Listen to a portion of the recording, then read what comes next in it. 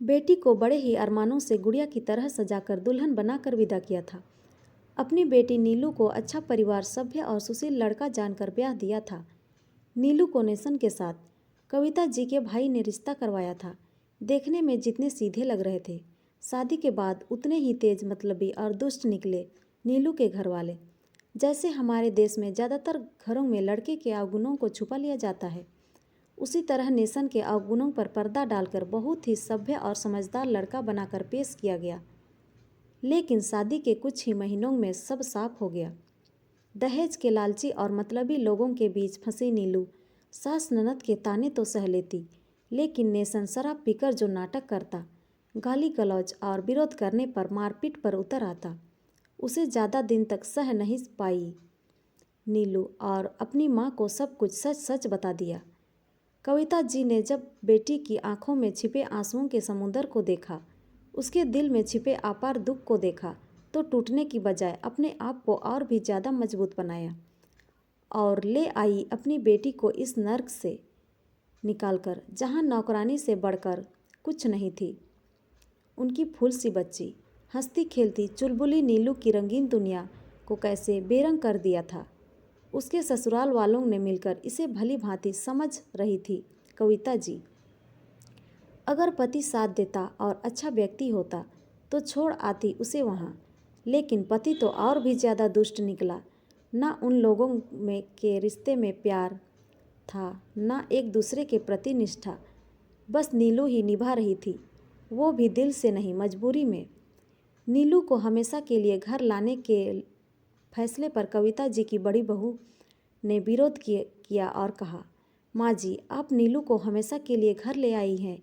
अभी साल भर हुई है उसकी शादी को, थोड़ा समय तो दीजिए, हो सकता है वो लोग बदल जाए। इस तरह घर ले आना तो कोई सोल्यूशन नहीं है ना। क्या इज्जत रह जाएगी हमारी समाज में? लोग तरह तरह की बातें बनाएंगे और क्या करेगी ये अपने जीवन में? जानती हो ना, एक तलाकशुदा लड़की का समाज में जीना कितना दुश्वार होता है। आप इतनी समझदार होकर भी इतना गलत फैसला कैसे ले सकती हैं? मुझे लगता है हमें नेशन और उसके परिवार से बात करनी चाहिए। जेठानी जी की बात सुनकर छोटी बहू ने भी यही कहा। मम्मी जी, मुझे भी यही लगता है, हमें अभी इस बारे में और सोचना चाहिए। 1 साल के रिश्ते में तलाक लोग क्या सोचेंगे? दोनों बहुओं की बातें सुनकर कविता जी ने कहा, समाज क्या कहता है, क्या सोचता है, ये तुम लोग ही सोचो। मुझे केवल मेरी बेटी के बारे में सोचना है। वो लोग सुधर जाएंगे, महज इस उम्मीद में मैं अपनी हंसती मुस्कुराती गुड़िया को वहाँ छोड़ दूँ, मुरझाने के लिए? हरगिज नहीं। उन दुष्टों के साथ एक दिन भी नहीं रहेगी नीलू। मेरी बेटी बोझ नहीं है, जिम्मेदारी है, मेरे जिगर का टुकड़ा है और उतनी ही ज़रूरी है जितना तुम सब। और सुनो, मेरी बेटी की जिम्मेदारी के लिए तुम लोगों को परेशान होने की ज़रूरत नहीं है। उसके पापा की पेंशन मिलती है मुझे और वह खुद नौकरी करेगी, पूरे आत्मसम्मान के साथ अपना जीवन जिएगी। मरते दम तक उसकी माँ उसके साथ खड़ी रहेगी। तुम लोगों को साथ देना है दो, नहीं देना है मत दो। और रही बात तलाकशुदा बेटी के समाज में जीने की, तो सुन लो मेरी बात। अगर एक बेटी के साथ उसकी माँ खड़ी हो, उसका परिवार हो, तो कोई परेशानी नहीं होती उसे। अपनी माँ के आत्मविश्वास भरे शब्दों को सुन कविता जी के दोनों बेटों ने कहा, माँ, हम सब आपके साथ हैं। हमारी नीलू कहीं नहीं जाएगी। जैसे पहले रहती थी वैसे ही रहेगी और भविष्य में कोई अच्छा जीवन साथी मिलेगा, इसे तो दोबारा शादी करवा देंगे, लेकिन उस दोस्त के साथ नहीं रहने देंगे। आप ठीक कह रही हैं। नीलू नौकरी कर लेगी और आगे पढ़ना चाहेगी तो हम पढ़ा लेंगे, लेकिन इस तरह घुटने के लिए नहीं छोड़ेंगे।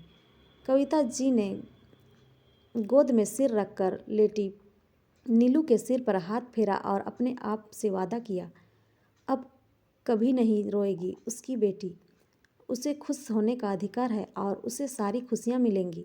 अपने परिवार के एक गलत फैसले की वजह से सारी उम्र कष्ट नहीं भोगेगी। वो पूरे आत्मसम्मान के साथ अपना जीवन निर्वाह करेगी। दोस्तों, कविता जी की हिम्मत और जज्बे ने नीलू को उस नर्क भरी जिंदगी से बाहर निकालकर समाज के सामने एक उत्कृष्ट उदाहरण प्रस्तुत किया और ये दिखा दिया कि माँ बाप के लिए बेटी बोझ नहीं होती।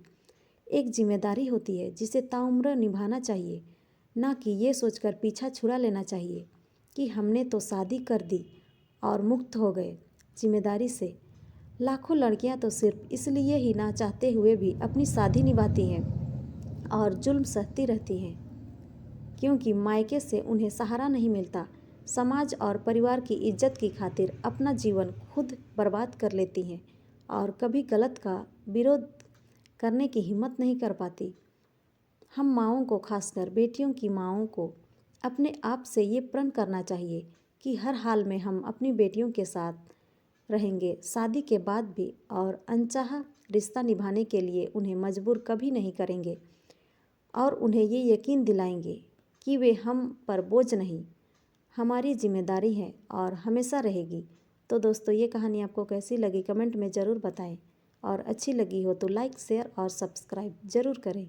धन्यवाद।